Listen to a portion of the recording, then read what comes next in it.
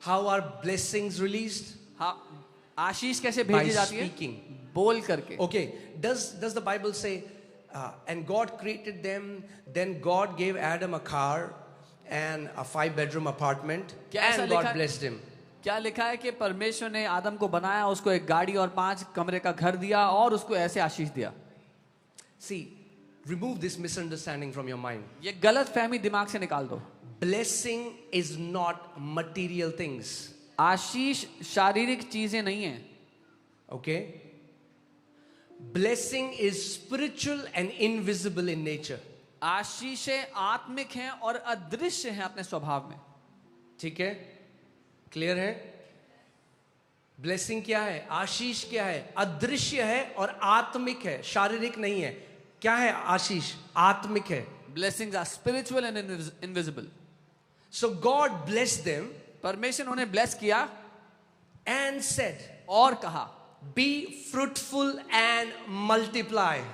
फूलो फलो और पृथ्वी पर भर जाओ. So hear this.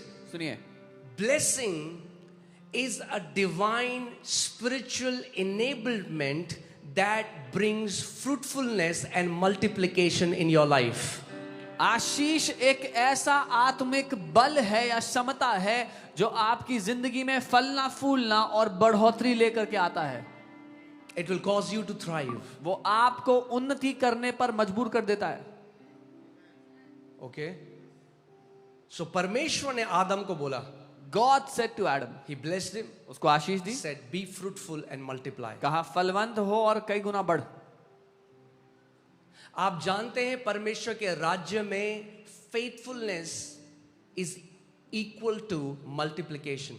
Do you know in the kingdom of God, faithfulness is equal to multiplication. विश्वास योग्यता कई गुना बढ़ोतरी से नापी जाती है. 4 लोगों को बुलाया, एक दृष्टांत प्रभु यीशु मसीह ने बताया. 4 लोगों को बुलाया, एक को 10 तोड़े दिए, एक को 5 दिए, एक को 1 दिया. 10 वाले ने 20 कर दिए, 5 वाले ने 10 कर दिए. जो 1 था उसने छुपा दिया. जब मालिक वापस आया तो उसने खर्च नहीं किया, वो तोड़ा. जो दिया था वो वापस दे दिया और मालिक ने उससे कहा तू दुष्ट नौकर है. So Jesus told a story where he called some people, he gave 10 talents to one, 5 to one and 1 to one. When the master came back, the one who had received 10, he returned 20. The one who had 5, he gave 10. But the one who had 1, he had hidden it. He did not spend it, but he returned that 1. And the master said, you are evil, you are a wicked servant. कितने लोग faithful होना चाहते हैं जगह में? How many of you want to be faithful in this place? अगर आप faithful होना चाहते हो, इसका मतलब जो खुदा आपके हाथ में रखता है वो मल्टीप्लाई होना चाहिए आपकी लाइफ में. If you want to be faithful in this place in your life, then whatever God has put in your hand, it should multiply. Amen. जो लोग ब्लेसिंग के अधीन है ना, अब ध्यान से सुनो, ब्लेसिंग इनविजिबल है.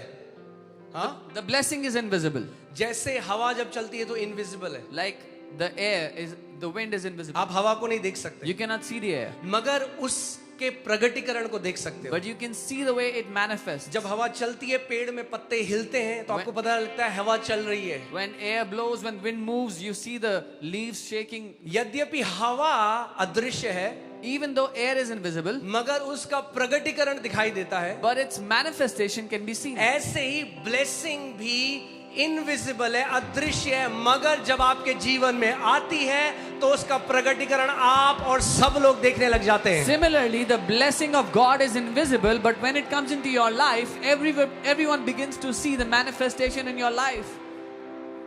ओके, सो मूर्खता में ये बात मत कहना कि मुझे ब्लेसिंग नहीं चाहिए. Don't say this in foolishness that I don't want blessing. Because you are rejecting God's enablement. आप परमेश्वर की क्षमता को ठुकरा रहे हो. Trying to be very religious. ज्यादा आत्मिक दिखने के चक्कर में. जैसे अनॉइंटिंग, अभिषेक इनविजिबल है, अदृश्य है, दिखाई नहीं देता. Just as anointing is invisible, it cannot be seen. But it is the same. It's the spiritual power designed to break the yokes of the enemy. पर वो आत्मिक ताकत है जो बनाई गई दुश्मन के बंधनों को नाश करने के लिए. हाँ, आप यहाँ पे कितनी सारी गवाहियां देख रहे हो. You're seeing many testimonies here. कोई दुष्ट आत्मा से ग्रसित था, 30 साल से बीमार था, 40 साल से. आप क्या हुआ? जैसे ही वो उस अदृश्य अभिषेक के अधीन आए, अदृश्य अभिषेक दिखाई नहीं दिया, मगर उसका प्रकटीकरण दिखाई दिया। सूखा हाथ ठीक हो गया, एड्स ठीक हो गया, कैंसर ठीक हो गए। Someone was demon possessed or in bondages. When they came here, they came under the anointing. They did not see the anointing, but the manifestation of the anointing showed up. Their withered hand came back to life. Cancer got healed. AIDS got healed. Amen. अब सोचो आप church service में आके बोले मुझे नहीं चाहिए anointing, Now think about it. You are in the church service and you say, I don't want anointing. तो मैं कहूँगा क्यों आए भाई? I'll ask you, why are you here? Because anointing is a invisible spiritual force designed to break the chains and shackles. क्योंकि अभिषेक वो अदृश्य ताकत है जो सृजी गई दुश्मन के फंदों को, उसके बंधनों को नाश करने के लिए। वैसे ही blessing is also an invisible spiritual force designed so that you will multiply, you will walk in dominion, and you will fulfill your God-given mandate on this earth. Blessing भी, आशीष भी वैसे एक अदृश्य ताकत है जो बनाई गई कि आप पृथ्वी पर फलवंत हो, फलो फूलो, प्रभुता में चलो, अपने जीवन में प्रभुता और राज्य करो। Amen. So you have to understand that it's a divine spiritual enablement. आपको समझना है ये अलौकिक ताकत है, अलौकिक क्षमता है परमेश्वर की। Be fruitful and multiply. फलवंत हो, कई गुना बढ़ो। Fill the earth, subdue it, have dominion. पृथ्वी को भर दो, अपने वश में कर लो, प्रभुता करो। Okay, अब ध्यान से सुनो। Hey carefully. जब blessing के अधीन आप आओगे, When you come under the blessing, हाँ, जो चीज आपके ऊपर प्रभुता कर रही थी, ब्लेसिंग आपको सशक्त करेगा कि आप अब उस चीज के ऊपर प्रभुता करने लग जाओगे यीशु के नाम में। when you come under the blessings, the thing that was having dominion over you, now you will start to dominate those things in your life. Okay, clear है ये बात? हाँ, अब मैं आगे आपको मैं सिखाऊंगा कैसे आप आशीष के अधीन आ सकते हो। I'll teach you how you can come under blessing. क्योंकि ये एक थियोलॉजिकल स्टेटमेंट नहीं है। हाँ भाई, मैं तो आशीष के अधीन हूं, तो मैं कहूंगा प्रगटीकरण कहाँ है फिर? This is not a theological statement to say yes, I am under a blessing, and I'll ask you, where is the proof? Okay, जब एक व्यक्ति ब्लेसिंग के अंडर चलता है तो प्रगटीकरण दिखाई देता है उसके जीवन में। When anyone walks under the blessing, there is proof in their life. There is manifestation of the blessing in their life.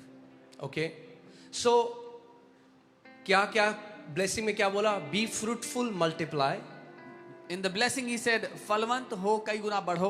कितने लोग यहाँ फ्रूटफुल होना चाहते हैं और मल्टीप्लाई होना चाहते हैं? How many people here want to be fruitful and want to multiply? Okay, now that is not a bad desire. ये एक बुरी चाहत नहीं है। That's God's desire for humanity. ये तो परमेश्वर की चाहत है मनुष्यों के लिए। Come on. Okay, that's your Father's desire. ये तो आपके पिता की चाहत है आपके लिए। Jesus said, when you bear much fruit, the Father is glorified. यीशु ने कहा, जब आप बड़े फल फलाते हो तो पिता की महिमा होती है। Amen. जब आपका जीवन फलों से भरा हुआ होगा तो जहां जाओगे लोग आपके परमेश्वर की महिमा करेंगे। When your life is loaded with fruits, wherever you will go, people will glorify your God.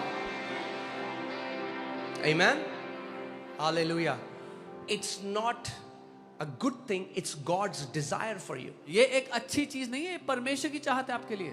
Okay, I'll take it further. It's not even God's desire, it's God's commandment for humanity. मैं एक कदम और आगे ले जाता हूँ, ये परमेश्वर की चाहत नहीं है, ये उसका आदेश है मनुष्य जाति के उसने लिए। मन करे तो फ्रूटफुल हो जाना, उसने कहा be fruitful and multiply.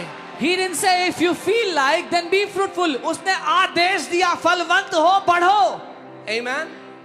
आपको उस जगह में पहुंचना है कि आपको, अगर मेरे खुदा ने मुझे बोला है कि मैं मल्टीप्लाई करूं, फ्रूटफुल हूं, तो कौन मुझे रोक सकता है? You have to come to a place where you will say, if my God has commanded me to be fruitful and multiply, then who can stop me from being multiplied? Amen. अपने पड़ोसी को देखो, उनका हाथ मिलाओ और बोलो, you are called to be fruitful and multiply. Take the hand of your neighbor, tell them आप बुलाए गए हो मल्टीप्लाई होने के लिए। बोलो उनको, आप बुलाए गए हो फलवंत होने के लिए। Tell them you are called to be fruitful. आमेन। अगर आप मसीह हो तो ये आपकी बुलाहट है कि आप फलवंत हो यीशु के नाम में। If you are a believer, you are called to be fruitful in Jesus' name.